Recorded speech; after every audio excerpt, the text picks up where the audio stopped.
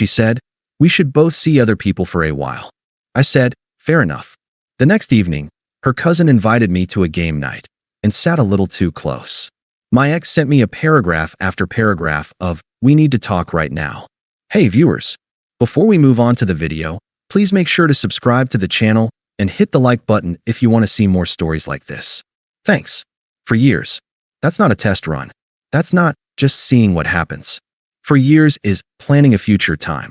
For years is remember that time we should start saving for time. We had just signed a 12-month lease on a new, 2-bedroom apartment. I say we, but I'm an architect, so I'm the one who makes the architect money. I was the one who qualified for it on my own. I paid the security deposit, and I paid the first month's rent and the movers. Lena, my girlfriend, well, ex-girlfriend now, was in charge of vibes. That was her actual job, by the way. Social media marketing. Her life was about aesthetics, brand synergy, and whatever was trending 5 minutes ago. My life is about blueprints, load-bearing walls, and understanding that if you don't build a solid foundation, the whole thing comes crashing down. For the last 6 months, she'd been distant, moody. I attributed it to the stress of the move, or her job, or that new friend from her spin class who seemed to take up a lot of her text messages. I was the loyal, stable, boring but dependable boyfriend. I was the one working overtime to pay for the new furniture. I was the one who cooked. Just 2 weeks ago, I was supposed to go to Vegas with my college buddies. A trip we'd been planning for a year. The night before my flight, Lena had a full-on, tears-on-the-floor meltdown. She had a really bad feeling about the trip.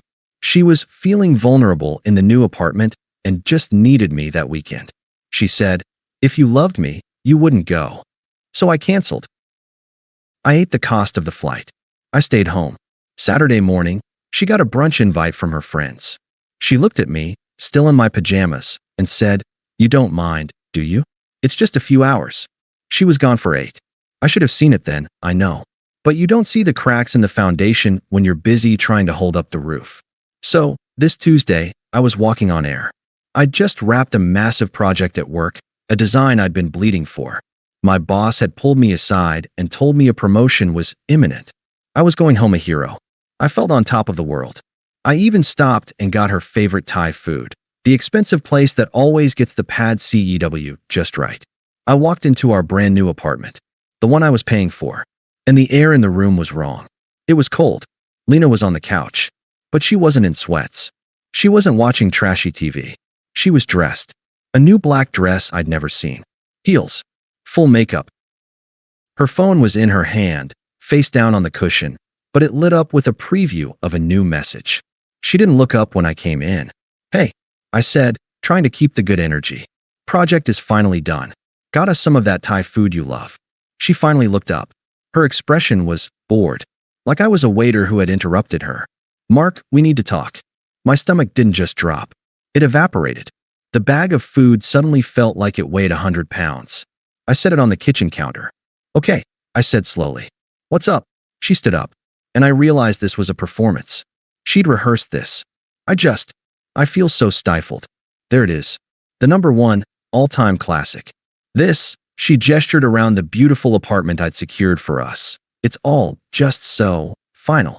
I'm 27. I haven't lived. I haven't. I don't even know who I am anymore. I just feel like I'm Mark's girlfriend and not Lena. I tried to be the good guy. The architect. The problem solver. What? Lena, that's not true. I've always supported your job, your friends.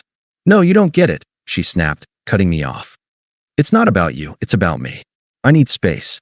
I need novelty. I need to be the main character in my own life for a while. And then, the killer.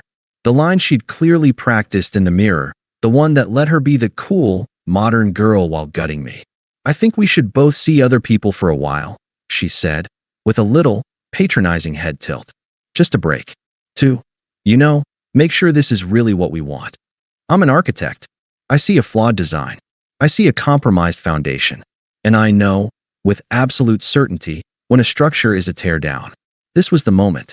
The movies tell you to fight, to beg, to yell, "Is there someone else?" You're supposed to cry, to make grand promises, to list all the sacrifices you've made. But I just looked at her. Really looked at her. The new dress. The perfect makeup. The phone that had just buzzed. She wasn't sad. She was relieved. She was excited. This wasn't a conversation. It was a press release. She wasn't breaking up. She was clearing her schedule. The silence stretched. She started to look impatient, tapping her foot in her new heels. This wasn't going to script. I was supposed to be a wreck. Well, she said, her voice sharp. Aren't you going to say anything? I took a breath. I looked at the Thai food getting cold on the counter. Then I looked back at her, and I gave her a single, short, final nod. Fair enough. Her perfectly made-up face just broke. The smugness, the confidence, it all just shattered. This was not the script. Wait, what? Fair enough. That's all. After 4 years. You said you want to see other people. I said, my voice completely flat. That's a breakup, Lena. So, fair enough. You're free to do what you want. I turned and walked toward my bedroom. I'm going to pack a bag. That's when the panic turned to rage. Her rage. A break, Mark, she shrieked, following me. I said a break. Like a few weeks. You're just going to give up? For years, and you just give up? You're the one who just gave up with a pre-written speech, I said, turning back to her. You're wearing a new dress and heels, Lena. You're not sad about this. You're excited. I'm not going to sit in this apartment and wait while you find yourself with some other guy. That's not a break. That's a backup plan. And I'm not it. She crossed her arms, and the smug mask clicked back into place. Fine, she said, her voice dripping with venom. Be dramatic. I guess you won't be coming to game night at Sarah's tomorrow, then. I was going to invite you, but now, that's just awkward. She was, in one sentence, telling me she had already planned my exile. She expected it to make me fold. You're right, I said. That would be awkward. I went into the bedroom. I didn't grab the TV or the good towels. Just clothes, toothbrush, laptop. She was standing in the living room, fuming, when I walked out. I walked to the front door, put my hand on the knob, and paused. I'll coordinate with you to get the rest of my stuff, I said, not looking back. I'll be off the lease by the 1st. Goodbye, Lena. I walked out. As I was standing at the elevator, waiting for the down button to light up, I heard our apartment door click open and close again, very quickly. She was leaving, too.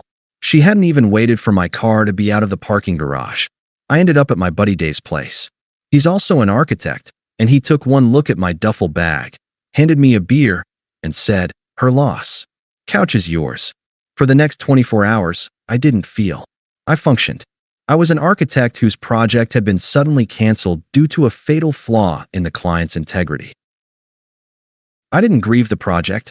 I just started the paperwork. I sat on Dave's couch with my laptop, and I deconstructed the life I'd been building. I logged into the utility portals, submitting change of responsibility forms, putting everything in her name. I canceled the high-speed internet. I changed my passwords. Each click was a small, satisfying snip. I was methodically disassembling the bridge, bolt by bolt. Then, around 5 p.m. on Wednesday, my phone buzzed. I figured it was Lena, finally realizing the internet was down. It wasn't. It was an unknown number. Text. Hey Mark, it's Sarah, Lena's cousin. I heard what she did. She's AF * king idiot. I stared at that. She's AF * king idiot. It was the most honest thing anyone had said to me in months. Text. But listen, game night is still on, and I'm making my famous 7-layer dip. You should come. 7 p.m. Don't let her win by moping. I thought, why not? It was a small, quiet act of defiance against the expectation that I should be home, heartbroken, while she paraded her new life. I texted her back. Me. See you at 7. I'll bring beer. I walked up to Sarah's apartment building. I was nervous, but I was also calm. The door opened. It was Sarah. She gave me a quick, no-nonsense hug. She was in jeans and a university sweatshirt. Glad you made it, she said. I stepped inside. The apartment was full of familiar faces from our friend group, and not one of them was Lena.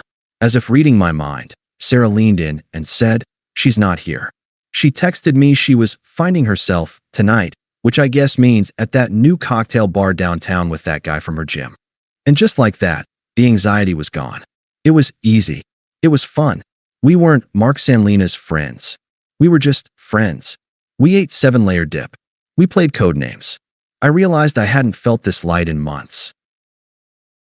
Later in the night, We all crowded onto the couch to play one of those trivia games on the TV.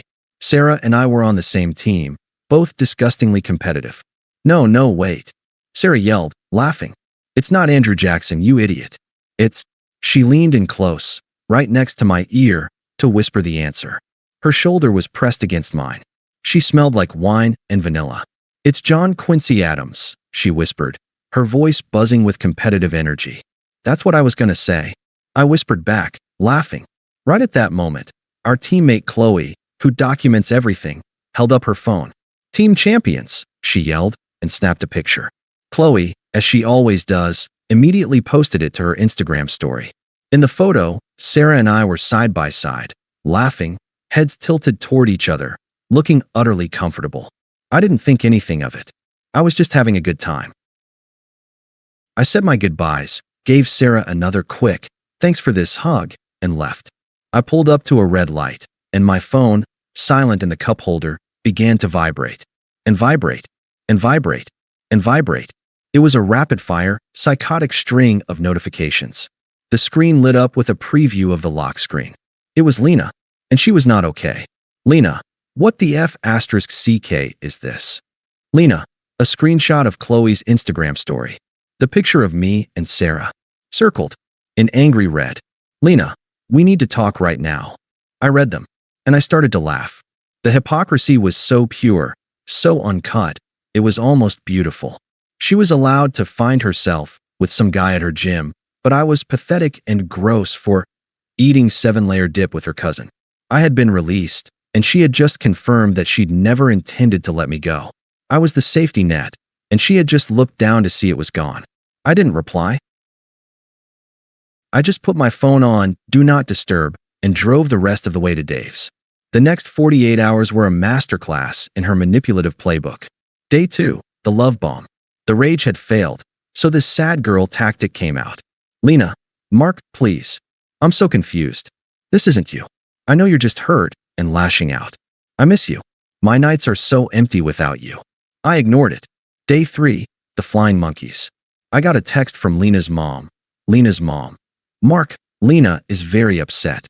This break was a mistake. She knows that. Please be the bigger man and call her. Don't throw 4 years away over a silly fight. I blocked her mom's number. Day 4, the true colors. All tactics failed. All that was left was the raw, angry, cornered animal.